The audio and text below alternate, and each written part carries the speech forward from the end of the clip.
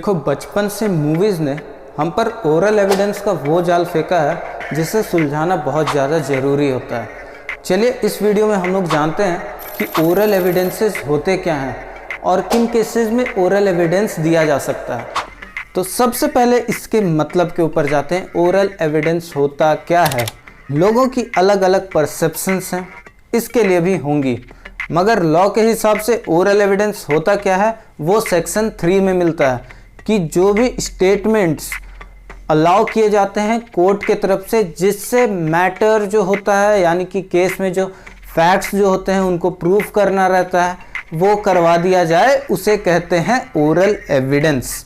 तो oral evidence आप लोगों ने समझा कि वो होता क्या है। बस डेफिनेशन जानने से तो होगा नहीं, आपको बता दिया जाए कि भाई ये सड़क है तो बस सड़क है, वो जानने से तो होगा नहीं, उसका यूज़ भी जानना होगा। उस पर किस तरह की गाड़ियाँ चलेंगी, उस पर एयरप्लेन उतरेगा या फिर उस पर हेलीकॉप्टर उतरेगा या फिर उस पर कार्स चलेंगी, बाइक्स चलेंगी, किस तरह का रोड है, कच्ची सड़क है, पक्की सड़क है, सब जानना होता है। ओरल एविडेंस किन चीज़ों में यूज होगा उसके बारे में जान लेते हैं। तो ओरल एविडेंसेस किन चीज़ों में यूज़ होती है उसको जानने से पहले अगर अभी तक वीडियो को लाइक नहीं किया तो लाइक ज़रूर कर दो, चैनल को सब्सक्राइब जरूर कर देना। और चलो देखते हैं ओरल एविडेंस होता क्या है, मतलब किन चीज़ों में यूज़ होता है। उसके लिए सेक्शन 59 और सेक्शन 60 देखना होगा। मगर एक मिनट, अगर जो विटनेस है वो बोल ही नहीं पाता हो तो कुछ भी हो सकता है यार, उसके साथ बचपन से कुछ प्रॉब्लम हो या फिर वो बोल ही नहीं पाएगा, तो फिर उस समय क्या होगा? फिर ओरल एविडेंस नहीं लिया जाएगा क्या? तो ओरल एविडेंस उस वक्त भी लिया जा सकता है। सेक्शन 119, अभी आप सोच रहे होगे सेक्शन 59 और 60 बता दोगे तो सब कुछ हो जाएगा, नहीं, 119 भी जानना होगा। सेक्शन 119 ये बोलता है कि अगर उस तरह का कोई भी विटनेस आता है जो कि बोल नहीं पा रहा है तो उसके लिए स्पेशल अरेंजमेंट करेगी कोर्ट। स्पेशल अरेंजमेंट में क्या बात है कि वो जैसे उसका एक ट्रांसलेटर रख लिया जाएगा या फिर वो अगर साइन लैंग्वेज से बताता है तो उसके लिए एक्सपर्ट्स बुलाए जाएंगे और फिर उन चीज़ों को रिटन फॉर्म में लिखा जाएगा। बट वो रिटन स्टेटमेंट नहीं होगा, वो एक ओरल एविडेंस की तरह काम करेगा, रिटन एविडेंस की तरह नहीं। अब देखते हैं ओरल एविडेंस किन चीज़ों में नहीं दिया जा सकता है, ये जानना बहुत ज़रूरी है। तो देखते हैं सबसे पहला केस इसमें क्या आता है। पहला केस आता है कोई भी डॉक्यूमेंट। मान लो आपके पास में कोई भी एक डॉक्यूमेंट है, उसमें चीज़ें लिखी हुई हैं, तो उनका ओरल एविडेंस नहीं दिया जा सकता, वहाँ पे आपको डॉक्यूमेंट ही पेश करना होगा।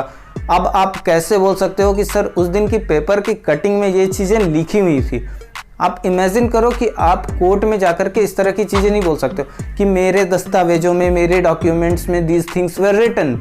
You can not say that. आपको वहाँ पे वो डॉक्यूमेंट ही लेकर जाना होगा। ये तो पहला बात हुआ कॉन्टेंट्स ऑफ डॉक्यूमेंट। दूसरा है contents of electronic evidences. Video है जो आप देख रहे हो, अगर आपको बताना होगा कि इस वीडियो में मैंने क्या बोला था, अगर वो कोर्ट में आपको साबित करना होगा तो आपको वो वीडियो लेकर के जाना होगा, ना कि बस मुंह से बोल दोगे कि ओरल एविडेंस में एक्सेप्ट हो जाए। नहीं होगा एक्सेप्ट। दो चीज़ों में एक्सेप्ट नहीं होता, पहला कि डॉक्यूमेंट्स का कंटेंट, दूसरा इलेक्ट्रॉनिक रिकॉर्ड्स का कंटेंट। कोर्ट मानेगी ही नहीं, मत लेके जाना, कोर्ट में डांट खा जाओगे। सेक्शन 59 यहीं तक था। सेक्शन 60 अब देखते हैं। भाई सब कुछ को बेस्ट चाहिए होता है, आपको बेस्ट चाहिए होगा, हर इंसान को अपने लिए बेस्ट चाहिए होता है। तो हमारा कोर्ट पीछे कैसे रहे? हमारे कोर्ट को भी बेस्ट एविडेंस चाहिए, यानी कि वो ओरल एविडेंस बेस्ट एविडेंस होना चाहिए, ना कि ऐरा गैरा कोई भी एविडेंस। अब आप सोच रहे होगे बेस्ट एविडेंस, ओरल एविडेंस, क्या कनेक्शन है भाई? तो इसका सीधा मतलब है कि ओरल एविडेंस डायरेक्ट होना चाहिए। एग्जाम्पल लो, आपने एक एक्सीडेंट होते हुए देखा, आप कोर्ट में गए, आपने बताया, मगर वो सेम एक्सीडेंट आपने जब रोड पे देखा, आप घर गए, अपने पड़ोसी को बताया और आपका पड़ोसी जा रहा है कोर्ट में बताने, तो वो तो डायरेक्ट नहीं हुआ ना। जो आपने देखा, अगर आप विटनेस हो तो जो आपने देखा आपको वही चीज़ बतानी है, मतलब वो डायरेक्ट होना चाहिए, डायरेक्टली आपके पास से जाना चाहिए। That is the best evidence. Oral evidence में डायरेक्ट एविडेंस ही लिया जाता है, ना कि बताई गई बातें। और इस चीज़ के बारे में एक और वीडियो आएगा हियर से एविडेंस का, मगर इस चीज़ में थोड़ा सा और आगे जाते हैं कि ओरल एविडेंस में और क्या क्या चीज़ें आ सकती हैं। देखो कई बार ऐसा होता है कि कुछ एक्सपर्ट्स होते हैं या फिर उनकी ट्रीटाइज होती है, उनके कुछ लिखे हुए चीज़ें होते हैं, तो उन चीज़ों को लिया जा सकता है एज ओरल एविडेंस की वो उन्होंने ही कहा था, वो ऑथर हैं उस चीज़ के, तो वो ऐसा कह सकते हैं। उन एक्सपर्ट्स की ओपिनियन ली जा सकती है जब कोर्ट देखता है कि उस एक्सपर्ट को कोर्ट में बुलाने में खर्च होगा। अब भाई वो एक्सपर्ट मान लो दुबई में है, तो उसे कोर्ट दुबई से कैसे बुलाएगा आपके स्टेट में? काफ़ी खर्च लगने वाला है और ना ही रीजनेबल कॉज है। बस एक विटनेस को बुलाने के लिए, एक्यूज रहता तो कोर्ट घसीट के ले आता, बट वो एक विटनेस है, विटनेस को कैसे बुलाया जाएगा भाई?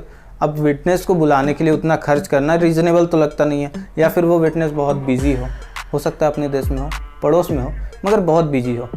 तो उतना बिजी इंसान कैसे आएगा वहाँ पे और ओरल एविडेंस कैसे देगा? तो उस समय उसका ओपिनियंस होता है, उसका ट्रीटाइज होता है, उन सब चीज़ों को लिया जा सकता है। जो भी रीजनेबल मटेरियल फैक्ट्स होते हैं उनमें ओरल एविडेंस देने की ज़रूरत नहीं होती। जैसे कि आप मान लो कि कॉन्स्टिट्यूशन के आर्टिकल्स, लॉज के सेक्शंस, वो सब मटेरियल फैक्ट हैं भाई, उन्हें बताने की ज़रूरत नहीं होती। अब एक एग्जांपल है, जैसे ताजमहल कहाँ पर है? आगरा में। अब उसमें ये नहीं बताना पड़ेगा कि ताजमहल आगरा में ही है, उसका ओरल एविडेंस देने की ज़रूरत नहीं है। तो उन मटेरियल फैक्ट्स को कोर्ट खुद ही मान लेता है, वो उसे मान के ही चलेगा। आप कोर्ट को इतना मूर्ख मत समझो, कोर्ट वो सब चीज़ें मानता है, वो सब चीज़ें जानता है, तो उन चीज़ों का ओरल एविडेंस देने की कोई ज़रूरत नहीं है। होपफुली आपने ओरल एविडेंस सीख लिया होगा और एक लॉ पॉइंट ऑफ व्यू से ओरल एविडेंस को अच्छी तरह से समझ लिया होगा। ये बस वही नहीं रहता है, शपथ वगैरह जो लेने बोला जाता है वो पार्ट ऑफ प्रोसेस है। ओरल एविडेंस आप लोगों ने समझ लिया होगा। अगर अभी तक वीडियो में बने हो तो वीडियो को जल्दी से लाइक कर दो और इसे शेयर कर दो। मिलते हैं आपसे एक अगले वीडियो में।